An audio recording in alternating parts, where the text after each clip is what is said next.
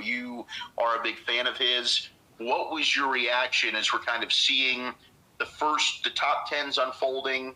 The Giants might have been a team, oh no, we're a little nervous here at 10. Thank goodness, I think Cleveland takes Spencer Fano, so now Francis Mauigoa in play for the Giants. They need a lineman. They take Arvell Reese at 5. And the Cowboys say, we're not risking it. We're just going to swap 12 and 11 with Miami. We're going to give up the 2 5s, and we're going to land the number 1 player on my board, and I think a lot of other people's boards, in Caleb Downs. For those who have visual, he's the number 1 player on my board. This was my Bible yesterday. He's the headliner on my top 100, and I got to about 200 players, Zach, 215 players. But the point is this: Caleb Downs. I was looking at my old notebook, Zach. We love to write. He was the first person that I wrote up. So, and I wrote him up like twice. Caleb Downs is a Cowboy. The interesting thing I want to give a shout out to my buddy Double Move Zach here. We're at the mothership. The thing is, I thought that offense would be at the forefront, Zach, in the top 10, but the run was really interesting. Like Arizona drafting Jeremiah Love, interesting. The Titans going Carnell Tate, Zach.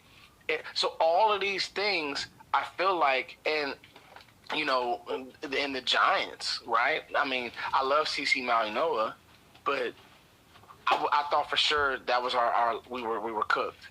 And CeCe's a great player. He's not a better player than 2 from Ohio State. So I think the point is, for me, Zach, things really worked out in your favor as far as the run on offense. But I started to get this vibe, and I don't know if you got this vibe, Willie. It was, hey, man, the Cowboys' defense is really bad, but some of these teams have some bad offenses, Zach. Like, they need weapons, they need pieces, they need to score, they need to put fans in the seats. Jeremiah Love is going to bring Cardinals fans out. Carnell Tate is going to have Titans fans excited, and so, even the Saints going Tyson, right? Mm-hmm. And so when you couple that, we in Dallas land, man, we got enough. We got enough offense to go around, right? And so I think that when you look at it and you end up with Caleb Downs on your team, he's a force multiplier. He's going to be a leader. It's infectious. Nick Saban was on with McAfee, and one of the things that he said, and it was just so, he would have been the best player as a freshman. This is Nick Saban saying this. He doesn't have to endorse a guy like that. I mean, it's overkill because he's going to be held accountable if it doesn't hit. So the fact that this is Nick Saban, this isn't me, this isn't Wooly, this is the great Nick Saban saying that the minute he walked into Alabama, he would have been the number 1 freshman if he would have came out and he would have came into the NFL. So I'm excited to say the least. Yeah, I mean, it was the Cowboys. I mean, we could tell just being inside the Star there, we got the war room up, and they were clearly working the phones, it seemed, early on in the process. And we had actually heard, okay, do they have something lined up with Kansas City at 9 to do that flip where it was going to be 12 and 20, and they get back 9 and 29, and Kansas City was going to kick in an extra 4th. And it was going to be for either Delane or for Downs is who the Cowboys go up for. And I don't think we knew going into last night, like, could Downs go 5 to the Giants? I think that was very, very possible. Like, we had heard the connection there. Heck, Washington might have been a team that could have taken Downs. They end up going with Sonny Styles. But we can get into the division. I do think the NFC's kind of cleaned up last night. Let's talk about it. I mean, I love Malik Nabers and his reaction. It was so real, Jack. I mean, the fear that he's – because he played against him Caleb Downs' freshman year when he was at Alabama and Malik Nabers is at LSU. I think that's all you need to know. Like, the respect. Yeah. This dude hasn't stepped foot in an NFL field yet, Foots, and Malik Nabers has his face is just sheer fear, like, oh, not this guy again. Yeah, I'll say this, and this might be a little dig in Micah. It was like, Micah, we don't need you to tell Caleb how to be elite. This guy's built for this. This guy, Zach, seriously, this guy, all right, I got a buddy. I was talking to him this morning, prepping for the show, and I was like, hey, I know you're big into college football. He's really big into college football. He's always on Rivals and 24/7. If you guys don't know what that is, that's a publication that ranks high school football players. And so when Caleb Downs was at Mill Creek, his running back, if you guys want to watch something, Go watch Caleb Downs running the ball and playing safety at Mill Creek in Georgia. Now, mind you, Georgia football is up there with Florida football, up there with Texas football. Like, these are the big three. This isn't, you're not playing a bunch of Lulus. You're playing guys, right? And Caleb Downs is like, he looks like a creative player out there. And so the thing is, I said this, Zach, and we've said this every time you've been on with me, premium talent. It's one thing when you get a, Xavier Woods in the 5th round, in the 6th round, wherever it may be, or you get but getting a premium talent, and speak to your point about Neighbors, I read body language. Neighbors was serious. Like, he was like, he said it in such a calming way. He was like, bro, he's good, bro. Like, it was one of those like, no, he's really good. And so he's going to be hunting back there. Caleb is physical. He plays the game in that way, and I've said it. I'm going to keep saying it. We'll talk about the division. Caleb Downs was the best player on the Ohio State defense. And when things got goofy, when there were times, the Miami tape, I want to get into that, Caleb was still there. He caused a fumble on Malachi Tony, hit him so hard, and Malachi Tony spoke to that like, man, this guy is different. So we could talk for an hour on Caleb Downs, bro. Let's do that. Let's get into what you thought and you saw from him on tape, because really it's and Malachi Lawrence is also one of my pet cats in this class. I've loved him since I got to watch him back in December, and I will say Foots is a guy that starts this process earlier than others. I mean, you're a guy that's going to put out there like early watch lists. You'll be doing this in the summer. I mean, Mansour Lane was one of the first people that was on my radar because you did an evaluation on him and we're like, hey, just previewing the corners. Delane's got the top tape right now. So make sure if you're a draft nerd like we are, plug into Foots if you're not already, because Foots to me, him and Vach. I mean, we got so many. We're spoiled. We got a lot of great content creators, and I love working with Vach on Crown Global. But Foots to me is. He's the guy. Like he's one of my favorites when it comes to draft knowledge. But what did you see? Well, hey, and I'm not trying to do too much ass kissing here, Foots, but it's just I'm just real, recognize real, and you deserve your props. You put in the work, bro. So when you go into Miami, I mean that was a knock on Sonny Styles, right? We talked about him during this process. Really, for Ohio State, that was the one game where everybody, I think, but Caleb Downs, didn't have great tape. But when you've watched him, even going back to Alabama, for those that are like, he's just always around the line of scrimmage, he doesn't cover well. What do you see when you watched him on tape over his 3 years? We can talk about a few weaknesses, just being honest. So when I went back to 2024, which was his where it was split right down the middle of him playing in the back end and down in the box. We literally had 339 snaps on the back end as a true free. Because he can play free. People need stop it. This guy can play free. And he had 339 snaps in the box. So there are times, because he's so nosy, that maybe overs will get him. He'll have to kind of slow play things, but that's because he has these elite instincts to where, he kind of just has a feel for where the ball's going to go. And there were a few times, there was one play in the Oregon game in 2024 where a deep over got him. But that was the same game where I think he had an interception. He had like 2 pass defense. So it's just like, if you wanted to nitpick, that would be a little game. If you can make a cut up of him just blowing up screens.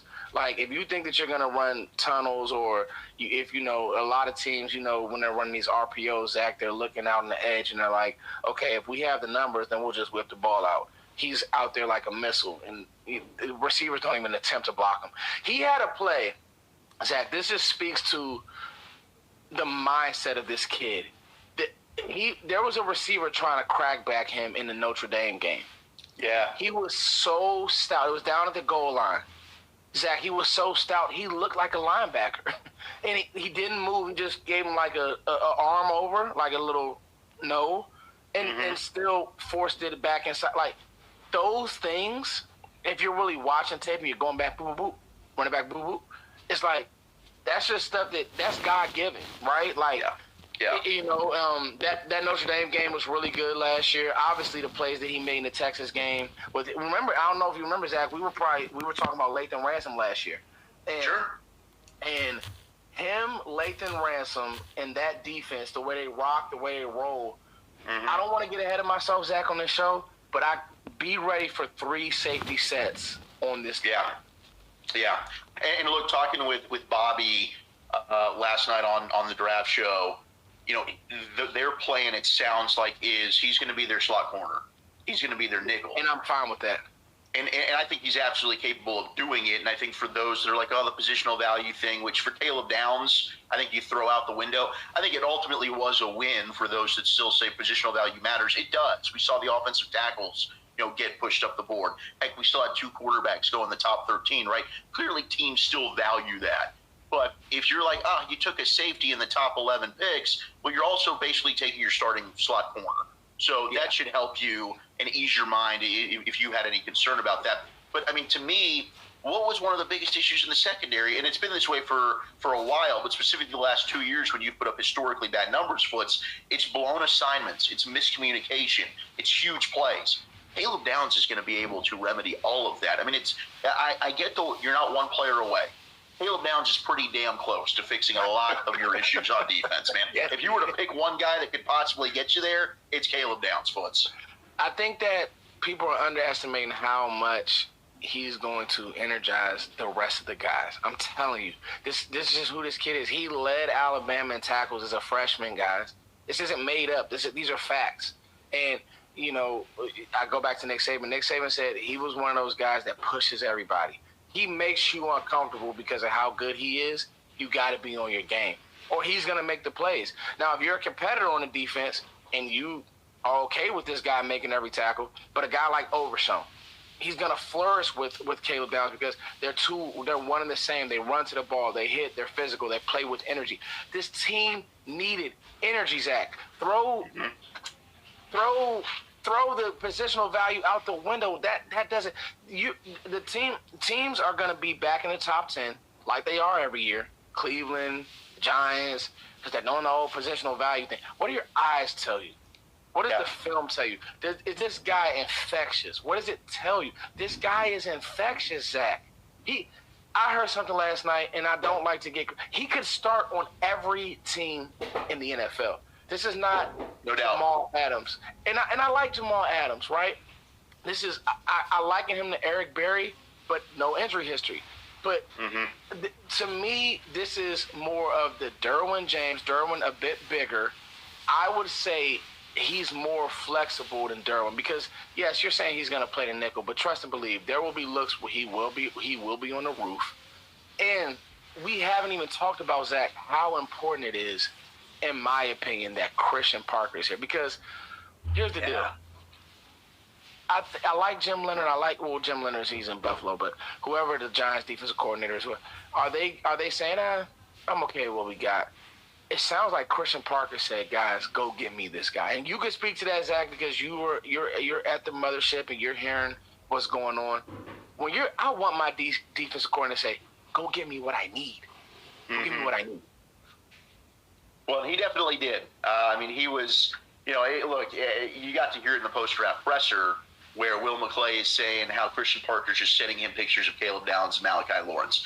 And I think the Cowboys have gotten in trouble with this, Foots, where you want to have your coaches be happy and get the players that they want, but at the same time, you need to let your scouting department do their job. And not all coaches are cut out to be talent evaluators. I think we saw that. Mike McCarthy, that was not his forte. He was not asked to do that in Green Bay. I think that's probably why you looked at the Cowboys had a dip, during the McCarthy era in terms of their hits in the draft. And they, Jason Garrett, we can say what we want about him as a coach. I think Jason Garrett was a pretty darn good talent evaluator. Brian's spoken to that many times. His dad was a scout in the league. Yeah. But Caleb Downs was the 4th player on the Cowboys board. They had David Bailey, Arvell Reese, and Jeremiah Love were the only 3 players ahead of him. I don't know the order, but Caleb Downs was 4. So they did have him over Styles, Zach? They did. They did have him over Styles. They did. Okay. And I think the only player that they were going to consider moving up for was Arvell Reese.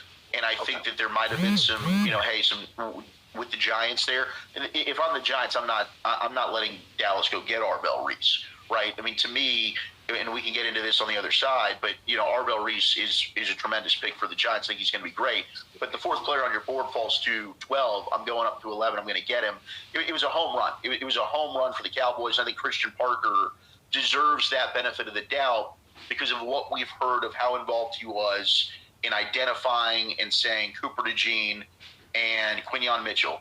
And I know Brian's like, he tried to push back a little bit on G-Bag with me the other day, but how tough were those evaluations? And it's like, Foots, I think we all really liked Quinyon Mitchell and Cooper DeJean. I think we probably I had Terry and Arnold and him right there, just checking tags. I had Arnold a little bit better than Quinyon Mitchell, and a little of that for me was Alabama versus Toledo, right? Like I'd seen Terry and Arnold do it against elite competition. Both of them were first-round grades. I thought it was crazy that both of them fell into the 20s, but they fell into the 20s. Like the rest of the league didn't look at them and say, oh my gosh, these are top 10 picks. And if they redrafted today, they probably would be. So I think Christian Parker deserves that. And every single player he's been with, he's found a way to maximize that talent, even if he's playing and coaching with all pros in Patrick Surtain. Jair Alexander's never been the same player since Christian Parker left Green Bay. He had him as an all-pro. So I think they get into trouble in listening to certain coaches. Christian Parker, I don't think, is going to be one, and they certainly got two players that he's really excited about, Foots. Yeah, Christian Parker has shown us nothing but detail. He's shown it every time Shotty talks. He says Christian Parker has been very intentional. I don't want to spoil it, Zach, but on day 2 and 3, they need to go hunt corners. I still think that they need to hunt a corner. I know Chris Johnson. You talk about giving flowers. You were one of the first people to really stand on the table for Chris Johnson, and obviously he got drafted. But they need to. I would still go and get an outside corner type, and bring that in the room. But back to the Caleb Downs of it all. Yeah, you're gonna have a guy who knows how to use Caleb Downs, and the thing that we probably haven't even talked about is how adjacent the Saban style defense is to what Christian Parker is going to run. It's very similar, right? And so it sounds like to me they're going to ask this guy to play in the box. I would look at him, if I'm Cowboys fans, the same way that you see Devin Witherspoon playing football, you'll probably see that with Caleb Downs. He's going to blitz. He's going to come from depth. He will cover. I think he's fine versus tight ends. Tight ends may post him up every now and again, but he's going to make so many plays on and around the ball, strips, tackles, chase downs, plays in the seam, plays at the next level, knocking guys out. I call this player a better version of Budda Baker. Baker, love that. He's been an all-pro 3 times.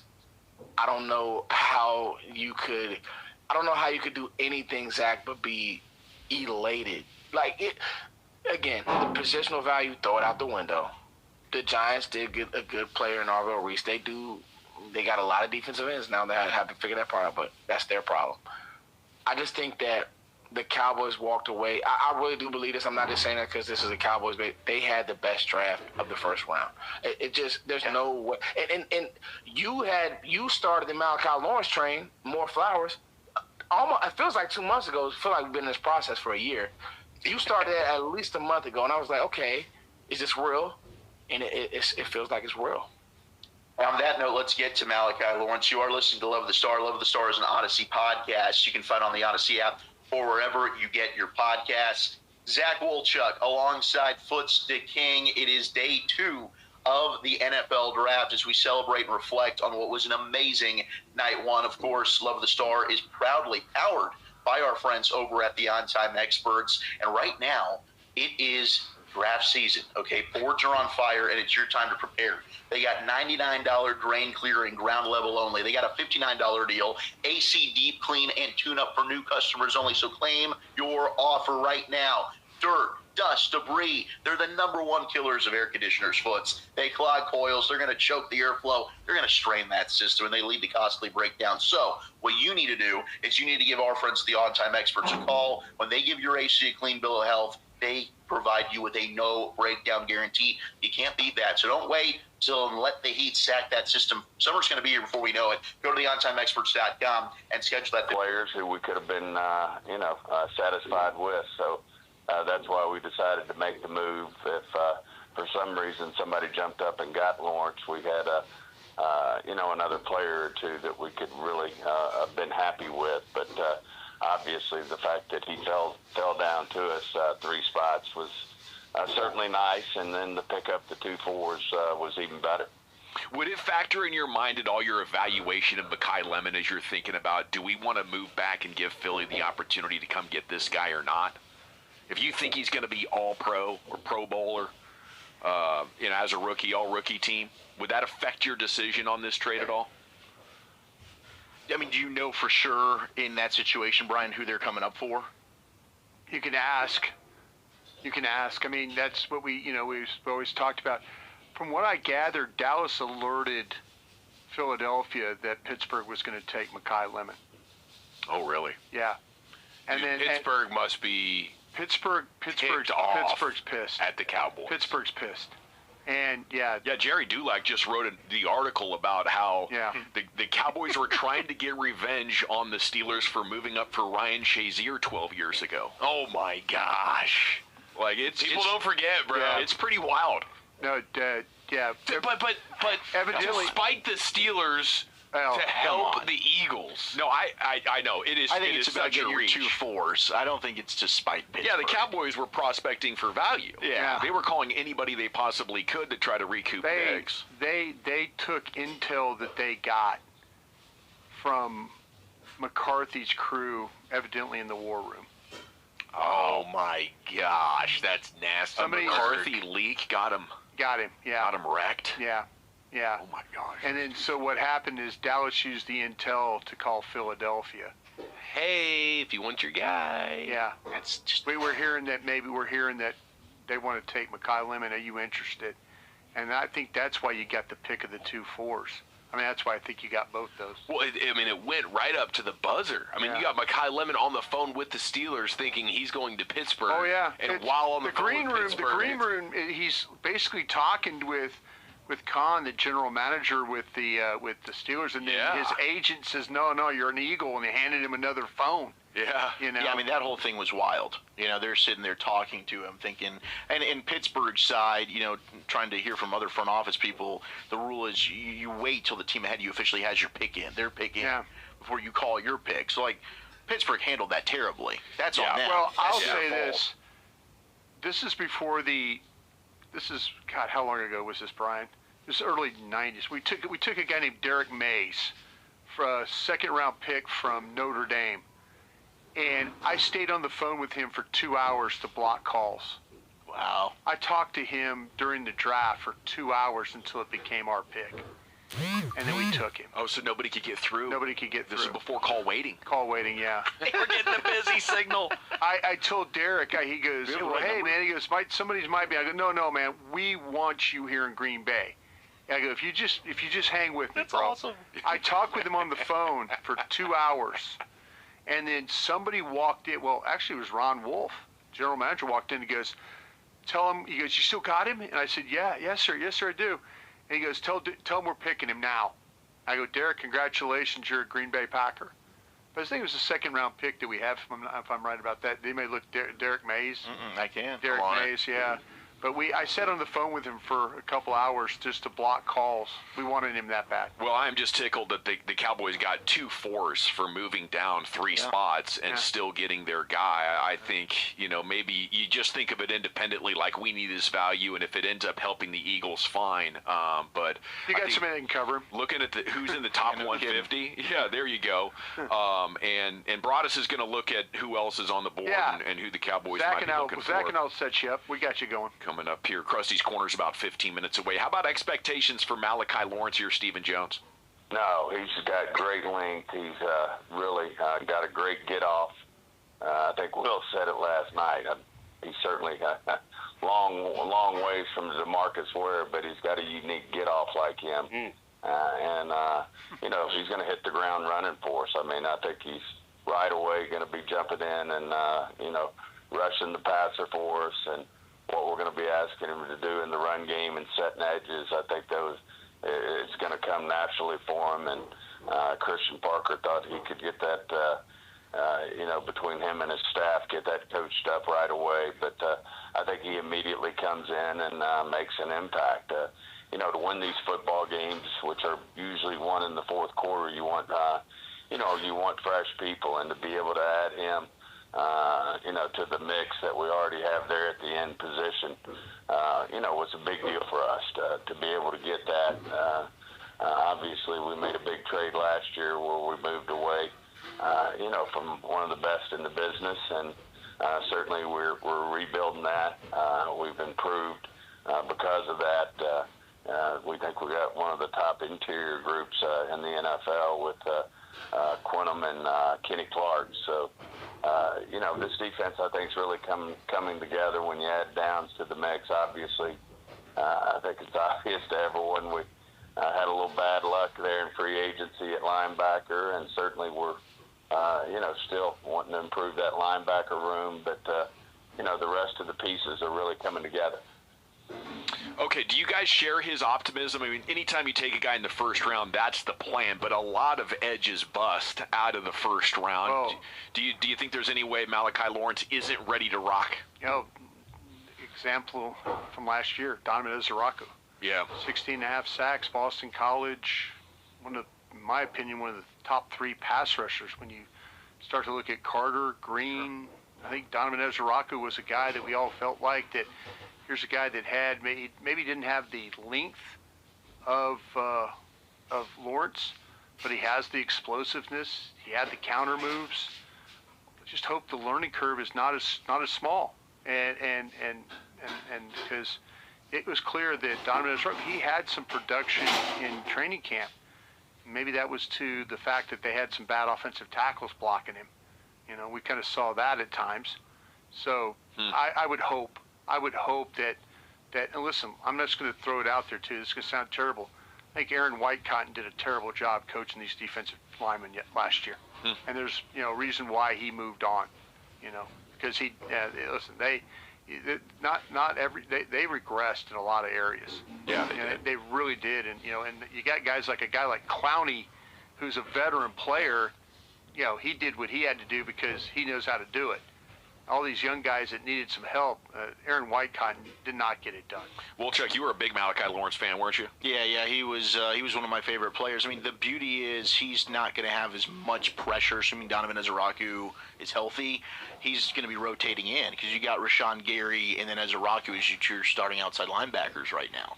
So Malachi Lawrence doesn't have to necessarily start immediately, but I believe in him. I'm a big fan of the player. I mean, I do think it's fair because of what happened with Donovan Ezeraku to kind of temper expectations, but I think he's a guy that could have 5 sacks his rookie season, 5 to 7 sacks, and I wouldn't be surprised about it at all. Stephen Jones here on what they'll be doing tonight in the second round as they got to wait about 60 picks to make their third pick of their draft here, Steve. Yeah, I think it's just as you described. I mean, we'll be all over it. We'll be following each pick. We'll be looking at the guys that, we'd normally be targeting there in the second round and seeing what happens with them. Do they fall? Do they, where they are? And then if the right opportunity arises, then you look at it. The more difficult thing for us right now is seeing what it would typically take to get up there. Somewhere in the second round, we're just not big believers in giving up 3 or 4 picks, for one pick. And so, I think it's a long shot that we get up there, especially in the early part of the top half of the second, top 3 quarters of the second is going to be difficult. But, with where our picks are located, unless you were just willing to, as I said, give up, 3 or 4 picks for one pick. And, we just don't feel like that's the right thing for us to do right now. We wouldn't totally rule it out, but certainly not something that, we're fired up about is giving up. We got 3 4s there, which will be very, very valuable to us. Certainly got a late third for Mosa, but we're excited about those picks, but, obviously it'll be difficult watching a lot of good players come off the board here in the second round. Yeah, you're starting to get to a point in the third round, especially where you're getting into dart throwing territory and not necessarily expecting starters and thinking this might be a project to one extent or another. So if you're throwing those darts, do you guys see a shelf of players at any particular point in these next 60 picks that you prefer to be over? Yeah. And where is that line? Yeah, give me 3 minutes or 2 minutes, and we'll start walking you through. I think there's several pockets of players. There's some we could probably eliminate.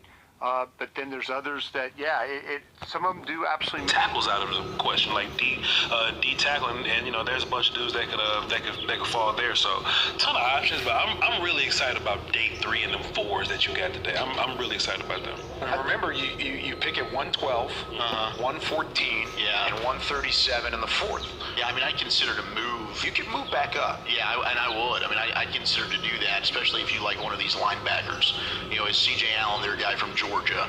Could I get him to ride with me on Jacob Rodriguez from Tech, Anthony Hill Jr. from Texas, Trotter from Mizzou? I think those are the guys that I think, those are plug and play. They can be instant starters. I think that maybe at 92, you could look at a Jimmy Rolder from Michigan. He's a player I like a lot. Bryce Betcher, maybe. Keyshawn Elliott from Arizona State. Maybe those are guys that you could look at. But, guys, there's so many good defensive backs. Like, corner is in safety. Like, these guys are going to be steals on day 2, whether it's Pons from Indiana, Rivers from Duke, Bud Clark from TCU as safety. I mean, Trayden Stukes is still out there. He'll probably come off the board pretty quick tomorrow. And then wide receiver. I still think in the 3rd round, Bobby, I think you've made the point of, like, they're not going to come out of the draft without a receiver. There could be, if they stay at 92, could a Skylar Bell from UConn get there?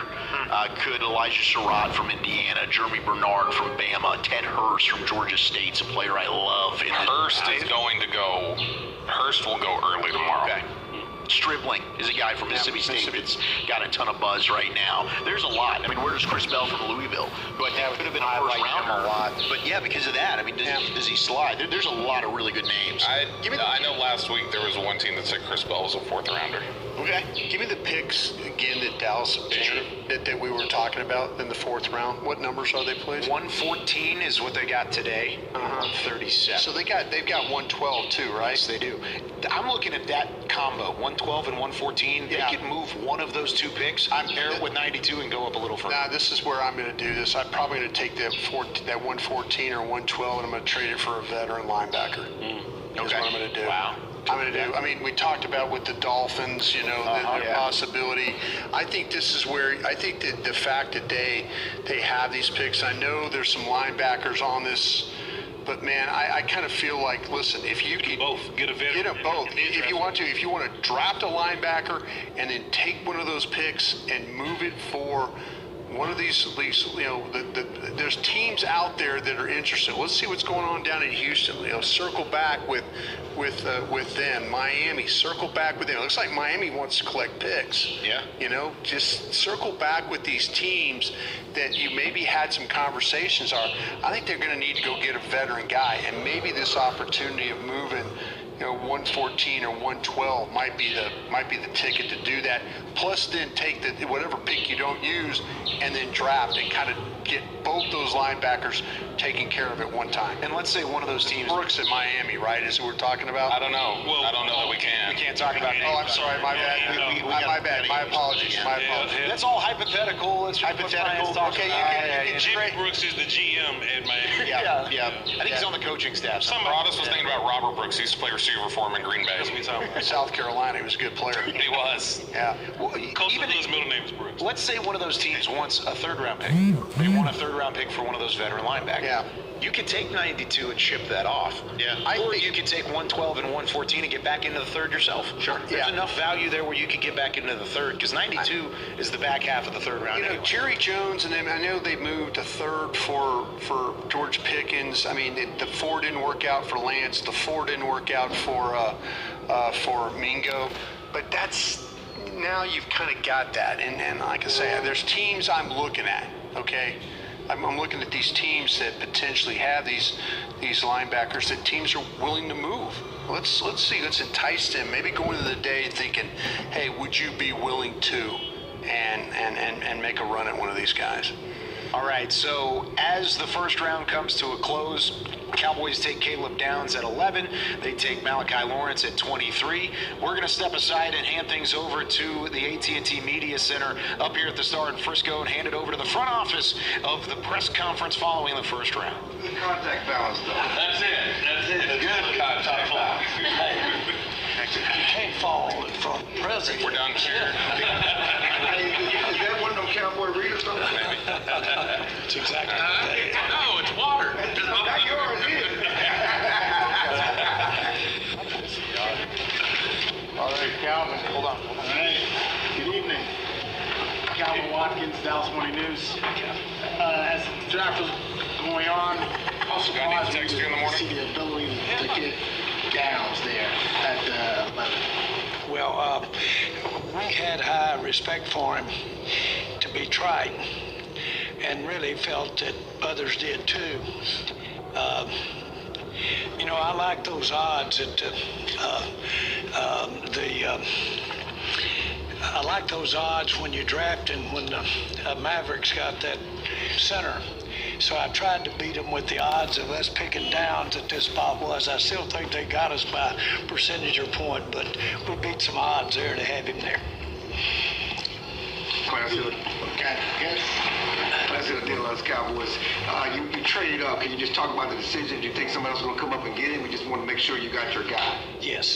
Yes, definitely. He was a prize for us sitting there. He's a prize for us sitting there with the fives, without the fives. When it would absolutely cut your heart out, and we've had it done. I've had it done. I was just thinking of the times that we've been the next pick and had somebody move up and get him. And we had every reason to think that might be happening. And so wore it for several minutes there of, well, what if there's nobody there to get him? You spent some fives you didn't need to spend. And didn't like that feeling, so we spent them. Didn't want to lose him. Todd Archer with ESPN. Can you talk about Lawrence and how you envision him fitting in this defense with Christian Parker? Yeah, I think, we love the ability to rush the passer. We feel great about what we have with RG and Azaraku, James Houston, but this guy's got tremendous upside. His first step quickness, Todd, is elite. The ability to turn his toe and run the edge, as we like to call it, is, we think, elite. And then, of course, the one thing I love about the guy is he has an innate ability to attack the football while he's attacking the quarterback. And then we feel like, you need athletic edge pieces in this defense, in this division, because of the quarterbacks you're going to see. Jackson Dart, Jaden Daniels, Jalen Hurts, and it's nice to have a guy in-house like Coach Brim that's been around him. But this is a guy we've been talking about a lot over the last, I'd say, week to 10 days, and had him in for a top 30, and really, really excited about getting the chance to get him. Steven, in 2005, you had 2 first-round picks. You used them on defensive players in Ware and Spiggers. This year, moving to a 3-4 like then, you used 2 defensive players in Downs and Lawrence. Is it too much of a stretch to think that was part of the thought process when you were making the move? Well, I damn sure hope it works out that way, because that worked out in a very positive way for us. And, of course, that along with the rest of the draft, which we still got a lot of wood to chop in terms of the rest of the draft. But I do think we got 2 really good football players that, starting with Christian Parker, had a tremendous vision for what these guys could do for our defense. And I think that was so important to us that they could come in here and make a big difference. Obviously, Caleb, I think Downs has tons of versatility in terms of what he can do for us on the defensive side of the ball, whether it's playing in the nickel, being a corner, whether it's playing safety. He just brings so much versatility and in a place where we need it. So not to mention what he's going to bring in terms of bringing culture and leadership and really blending in with some of the guys that we have, which we feel so good about that we've added just of late with Quintum and Kenny, I think we're really starting to, build it the right way in terms of the football character and the culture that Coach Schottenheimer wants to build around here. And so anyway, I do think it's a great start. Obviously, Lawrence has very unique skills that I think can be a big part of what we're all about here, and feel great about him and ready to roll up our sleeves and go back to work tomorrow. John Machado with The Athletic for Will. When did kind of Caleb first get on your radar, and what stands out most to you about him? When he was a freshman in Alabama, you saw him playing, and amongst all those guys, you saw somebody that was different. And then you get to see it another year, and then you get to go to Ohio State, and he's a difference-making type player, and we're very, very fortunate to get him, and I was surprised that he was there. And you look at the accolades, like when you hear Coach Saban and people talk about how smart he is, and then you talk about the importance of that. Like the other day, we were talking about how a brain works and how that fits into a defense where you have a guy that can do that. He's a multiplier. He's going to make other people better, so it was very easy to see, and I'm glad he's a Cowboy. We had a big debate. Well, go ahead and talk to Will. Then go ahead and come serious. Do you like him regardless of what your scheme is, or do you maybe like him a little bit more because this fits what Christian's looking for with him? He's a pressure player, so you would like him in any scheme. I think he adds value to the scheme because of, the edge rush and some of the things that he can do, the multiplicity that he could provide for the defense. But number one's getting after the passer with speed and athleticism, and we think he can do that. Nick Harris, Star Telegram. Downs during the draft process specifically, it's one thing to see him on the field, it's another thing to get him in the building. What stood out when you guys met with him, whether it be combine or here on the 3rd? I'll speak, but everybody should address it because everybody had their thoughts. Our planning and discussion really focused in on either a corner or a safety that could get in the nickel. And he easily was the most obvious one that could get in the nickel for us. And we dared think that he might be there available for us. So, number one, that strategically, that was very important. And then just to show you how things go, we spent, we had one player that we had a, let's say, heated discussion regarding before the draft today, and it was whether the other player went way earlier than that, but it was Lawrence or the other player, so I'm not going to get involved with the other player because he's on another team now. But still, the bottom line is that we are really we really had a player in mind that we thought had tremendous upside, that fit us, and that we could accept the downside if there were any on him. And so the only thing we didn't do that we'd hoped to do was to maybe take some more chances and let the decision on Lawrence go for about 8 or 10 more, and we trading and getting more picks so that we could add a big player. And we all decided, and had it decided for us too, because the trade, our satisfaction wasn't there. So we really had these guys as far as what they could do for the defense.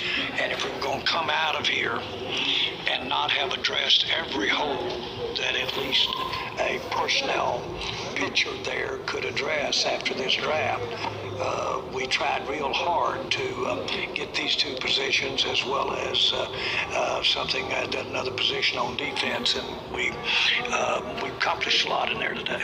And I'll say this, Caleb in the interview, the cool thing for us is when you bring, 8 to 10 guys in, Nick, you kind of figure out who they follow, and it was very evident that, Caleb's got that personality, that demeanor that the guys gravitate to him. I'm talking about the other players, other elite players around the country. And, we had some fun competitions that he ended up winning, and it was cool to see him in that environment, and you see his personality, and you can see why he was able to play at such a high level as a freshman at Alabama, because he's wired the right way. Gave up those 2 fifth-round picks. Was it kind of a situation at 20 where you were maybe seeking a trade back to try to pick up more capital, or did it just kind of fall in your lap? I think it was both.